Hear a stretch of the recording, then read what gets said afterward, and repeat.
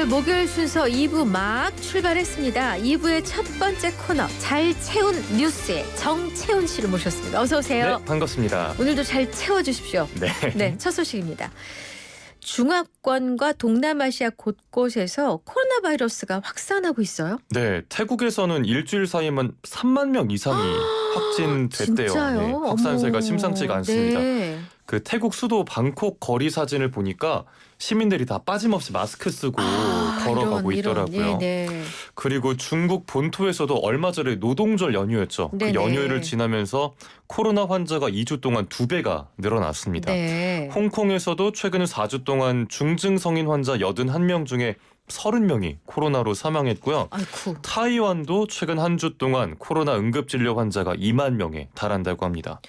아니 저 관광들 많이 가셨잖아요. 네. 지난 연휴 때. 맞아요. 어떡하지? 예. 그럼 우리나라에도 유행할 가능성이 상당한 거네요. 그렇죠. 아직은 우리나라에서 유행은 하고 있지 않지만 여름에 환자가 급증할 우려가 있습니다. 네네. 배제할 수가 없죠. 예. 중국, 홍콩, 타이완, 태국 다 모두 우리나라와 교류가 많은 나라고 여행도 많이 가는 나라잖아요. 맞아요. 그리고 코로나 바이러스가 전염성이 워낙 강하기 때문에 이 유행 가능성을 빼놓을 수가 없는데요. 네. 그리고 또 일단 백신 맞았다고 해도 시간이 지나면 면역 효과가 떨어지기도 하고요. 네. 또 무더운 여름에 에어컨을 틀어서 실내 환기가 줄면 바이러스 확산에 영향을 줄 수도 있습니다. 네. 이런 이유들 때문에 전문가들도 올여름에 코로나 재유행을 우려하는 상황이고요. 질병관리청에서도 고위험군은 최대한 빨리 백신을 다시 맞는 게 좋다고 권고했으니까 네네. 고위험군에 해당하는 분들께선 재접종하시는 게 좋겠습니다. 마스크 다시 사야 돼요? 상상하기도 싫은데. 큰일이네. 네. 자, 다음 소식입니다. 서울 지하철 첫 차와 막차가 30분씩 앞당겨진다고요? 네, 맞습니다. 서울 지하철 1호선부터 8호선 첫 차 운행 시간이 이르면 8월부터 30분 앞당겨져서 운행될 예정입니다. 네. 보통 시내버스 첫 차는 새벽 4시쯤이면 출발을 하는데 지하철은 상대적으로 운행이 좀 늦었잖아요. 그랬죠. 네, 그래서 서울시가 환경미화원과 경비원 등 새벽 근로자의 대중교통 이용 편의를 높이기 위해서 이런 방안을 준비 중이라고 설명했습니다. 네. 네, 우선에 이번 시간 조정은 서울 구간에만 적용된다고 하고요. 네. 대신에 막차 시간도 30분이 앞당겨집니다. 어허. 그러니까 30분 일찍 운행하는 대신 30분 일찍 막차도 끊기는 셈입니다. 그렇군요.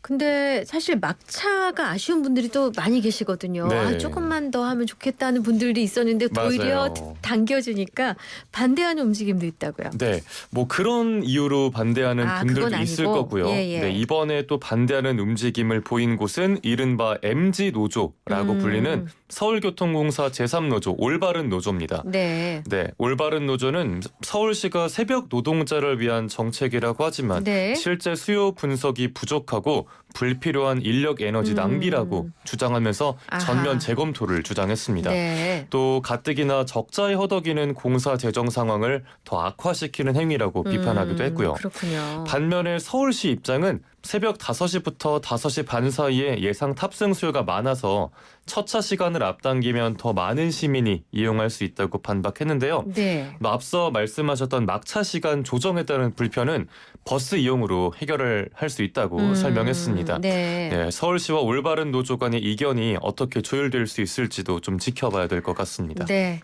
자, 다음 소식입니다. 다가오는 대선에서 사전투표 실시를 금지해달라는 가처분 신청이 헌법재판소에서 기각됐다고요? 네, 국민대법대 이호선 교수가 사전투표의 위헌성을 주장하면서 2023년 10월에 헌법소원을 냈었어요. 네. 네, 그런데 헌재 결론이 안 나온 상황에서 조기 대선이 실시가 되니까 일단 사전투표를 금지해달라면서 지난 17일에 가처분 신청을 별도로 제기한 겁니다. 네. 그리고 헌재가 한 달 정도 심리를 거쳐서 지난 12일에 재판관 7인 전원 일치 의견으로 기각한 걸로 알려졌습니다. 네. 이호선 교수의 논리를 좀 보면요. 네. 사전투표의 경우 투표지의 바코드 등을 통해서 누가 투표했는지 알 수 있어서 비밀선거 원칙에 위배된다는 주장이었습니다. 네. 하지만 중앙선관위는 바코드로 투표자를 식별하는 건 기술적으로 불가능하다고 설명했고요. 또 사전투표와 본투표 간의 시차 때문에 유권자들이 균등한 정보를 얻지 못해서 평등선거 원칙에도 어긋난다고 있다고 이 교수가 주장했는데요. 네. 투표 시점에 따라서 정치 성향이 드러날 수도 있어서 양심의 자유도 침해된다고 함께 주장했습니다. 네, 하지만 헌재는 사전투표를 중단할 만큼의 긴급하거나 중대한 문제는 없다라고 판단을 한 겁니다. 그렇군요. 헌재가 예전에도 비슷한 사건을 기각한 적이 있었나요? 맞습니다. 2023년 10월경이었는데요. 그 당시에도 바코드 방식이 비밀투표 원칙을 위배한다고 보기 어렵다고 봤습니다. 이호선 교수가 사전투표 신뢰성이 낮다고 주장하면서 부정선거론도 언급을 했는데요. 네. 헌재는 이 부분이 윤석열 전 대통령 탄핵 심판에서 좀 의혹이 해소됐다고 판단했습니다.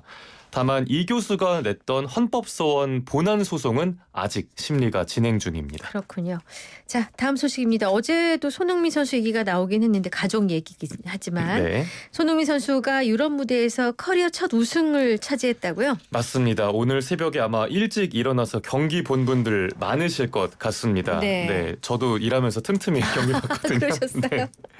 네, 손흥민 선수가 주장인 토트넘 호스퍼 유럽 축구 연맹 유로파리그 결승에서 맨체스터 유나이티드를 1대0으로 꺾고 우승을 차지했습니다. 네. 네, 손흥민은 후반 22분에 교체 투입돼서 주장 완장을 차고 경기 끝까지 뛰었는데요. 네. 경기가 끝나고는 트로피를 번쩍 들어 올리고 동료들과 기쁨을 만끽하면서 감격의 눈물을 보이기도 했습니다. 아, 예. 항상 꿈꿔왔던 순간이 오늘 현실이 됐다. 오늘만큼은 토트넘 레전드라고 말할 수 있을 것 같다는 인터뷰가 네. 좀 굉장히 감격적이더라고요. 아, 이번 시즌에 손흥민 선수가 쉽지 않은 시간을 보내고 있잖아요. 맞아요. 얼마나 위로가 됐을까요? 그러니까요. 우선 시즌 내내 이 토트넘 팀 자체가 부진했고요.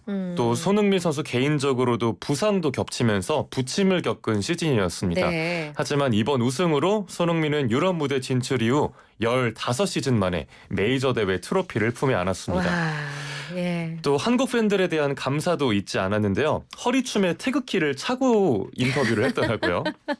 예. 네, 그러면서 한국인으로서 정말 자랑스럽고 우승 트로피를 들어 올릴 수 있어서 기쁘다는 소감을 남겼습니다. 네. 참 최근에 여러모로 마음고생이 많았을 그러니까요. 손흥민 네. 선수인데 저도 뭐 축구팬 한 사람으로서 축하와 응원을 보내고 싶습니다. 네. 자, 이제 마지막 소식입니다.